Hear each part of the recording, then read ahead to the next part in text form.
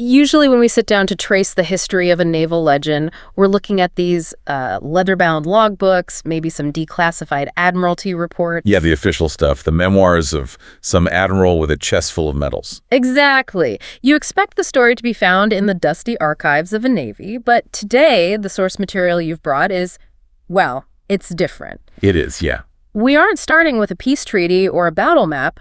We're starting with a piece of paper that, quite frankly, looks like something you'd find crumpled in the pocket of an old coat. It really does. It looks like nothing.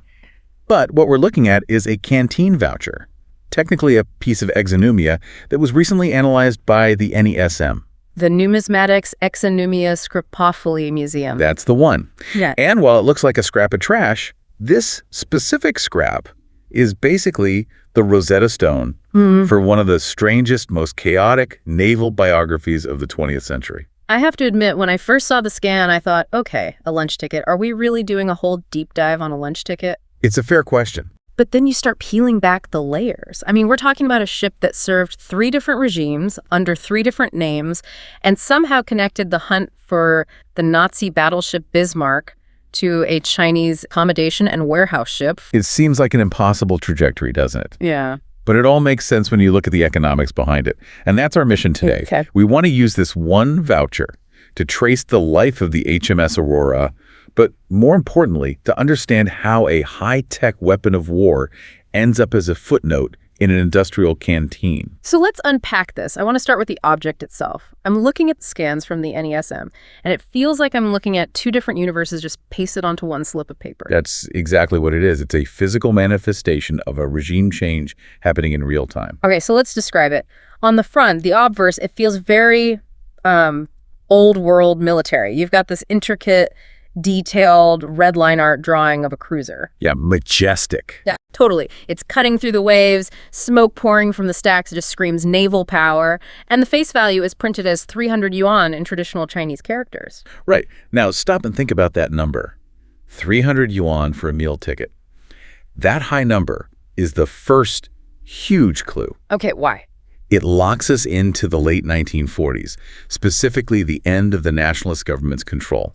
This is the era of the gold yuan, where hyperinflation was so rampant that, the stories of people carrying cash in wheelbarrows. Yeah. Those weren't myths. That was just a Tuesday. So the 300 isn't a sign of wealth. It's a sign of a currency in absolute freefall. It's basically monopoly money. Precisely. It's a localized currency used on the ship because the national currency was becoming meaningless by the hour. But then you flip the voucher over. The back is just stark. It's like a splash of cold water. The script changes from traditional Chinese, which the nationalists used, to simplified Chinese. And the value, it just plummets from 300 yuan to 30 cents. And that switch tells you everything. The communists, the People's Liberation Army, have taken over. They've stabilized the currency to boost literacy. It's a completely different political philosophy right there on the back. And then there's the stamp, Shengchang Egg Product Factory Canteen. Which is just a fantastic, bizarre detail. A warship on the front, an egg factory on the back. That dichotomy encapsulates the entire year of 1949 in China. It's the ultimate swords to plowshares moment, or maybe swords to omelets. So to get to the egg factory, we have to understand the ship on the front of that ticket. Before it was the Chung King or the Honghae, this was HMS Aurora. A famous name in the Royal Navy. And looking at her specs, this wasn't just some generic hull. The British built this thing with a very specific idea in mind. Oh, absolutely. She was an Arethusa-class light cruiser, launched in 1936. And you're right, the philosophy was distinct. The Royal Navy needed numbers. They needed ships to cover the vast trade routes of the empire. So they needed a lot of them and fast. Right, exactly. So the Arethusa-class was a compromise. They stripped down the heavy armor to save weight, which allowed them to pack in massive 64,000 horsepower engines. And she could hit, what, 32 knots? Which, for 1936, is sprinting. She was faster than almost anything big enough to actually hurt her. She was a bit of a glass cannon. Couldn't take a heavy hit. Right, her armor was paper thin in places, but she could catch almost anything and deliver a serious punch with her 6-inch guns. And crucially, she was designated as a Rear Admiral flagship. Rear Admiralty. That sounds official. What does that mean in practice? It means she was the quarterback. She was designed to lead destroyers. She had the extra radio suites, the command facilities, the bridge space to coordinate a whole wolf pack of smaller ships. She was the brain of the fleet. And when World War II kicked off, the Admiralty didn't waste her. Her service record reads like a greatest hits of the European theater. She was involved in the hunt for the Bismarck in 41. A key part of that dragnet, yeah. People forget that hunting the Bismarck wasn't just about battleships slugging it out. It was a logistics war. And the Aurora intercepted a German supply ship, the Belgian. And why was that so important? Because the Bismarck and the other German raiders couldn't operate without these tenders. They were incredibly thirsty ships. By taking out the Belgian, Aurora was basically cutting the fuel line to the German surface fleet. No gas, no fight. But the real masterclass seems to be her time in the Mediterranean. The sources all mention Force K. Force K, yes. In a way, it was like a special ops team. It's still studied in naval colleges. This was late 1941. The British-based Aurora and a squadron of destroyers out of Malta. Their only job was to strangle Rommel's supply lines to North Africa. The Battle of the Duisburg Convoy stands out, November 9th, 1941. Walk us through that. It was a massacre. You had an Italian convoy, 7 merchant ships loaded with fuel and tanks. They had a heavy escort, destroyers, even cruisers in the distance. So they were well protected. Supposedly. Yeah. But Force K, led by Aurora, used their radar, which the Italians didn't really have effectively, and that 32-knot speed to just slip in at night. A night raid. In total darkness. Aurora closes in. They open fire before the Italians even know they're there. They sank the destroyer Fulmine immediately and then just systematically destroyed all 7 merchant ships. 7 ships gone. What were the British losses? 0. Not even a scratch. It was total asymmetry. They did it again a few weeks later. They were so effective that Rommel was screaming for fuel in the desert, tanks were stalling, and Aurora was the reason why. There's a later note in her file, too. Apparently, the actor Kenneth More, who became famous playing war heroes in movies, was actually serving on the Aurora during all this. He was. He served as an action broadcaster. A job I didn't realize existed. It sounds like a sports commentator for a battle. It's surprisingly vital. On a modern warship, most of the crew is below the waterline engine room. Magazines, you name it. They can't see what's happening. They just hear thuds and feel the ship shake. That must be terrifying. Utterly. So Moore's job was to sit on the bridge with a microphone and narrate the fight over the PA system. And Aurora turns to starboard to engage. That sort of thing. It kept morale up. Wow. But as with all ships, the war eventually ended. Britain was bankrupt and sitting on a massive navy they couldn't afford to maintain. Which brings us to the transition. This is where the story pivots from a British war movie to a geopolitical thriller. How does a hero of the Royal Navy end up flying the flag of the Republic of China? It was a debt settlement, plain and simple. During the war, the British had seized 6 Chinese customs patrol ships in Hong Kong.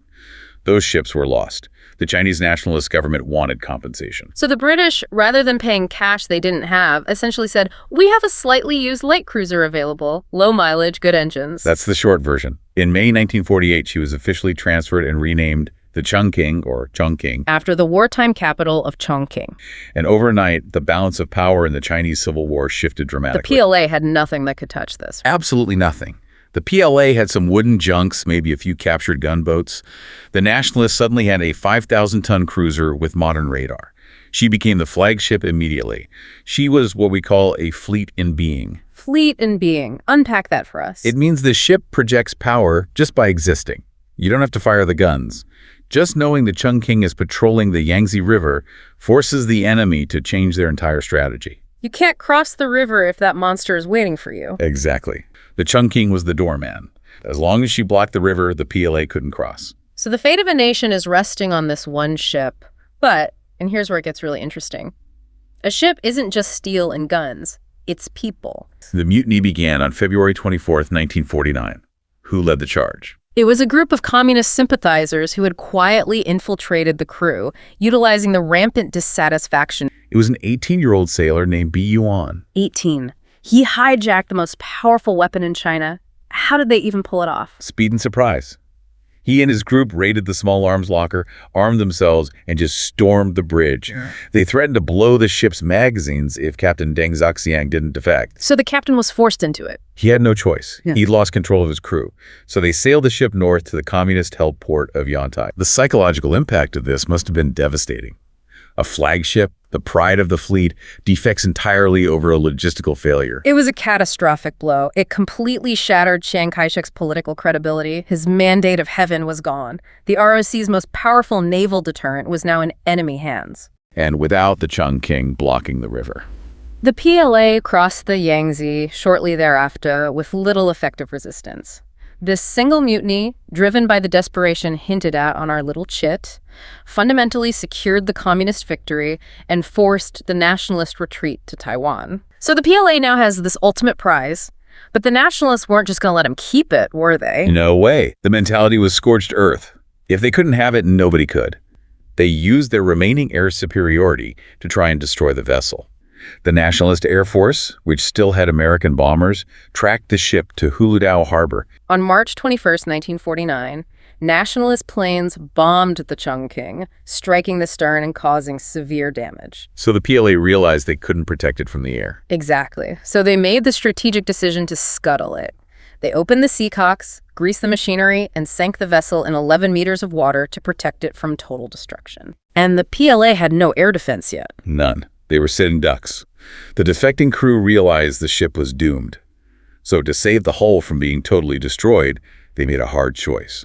They opened the seacocks and scuttled her. So the Chung King rolls over and sinks in the harbor. The end of the story. In most stories, it would be.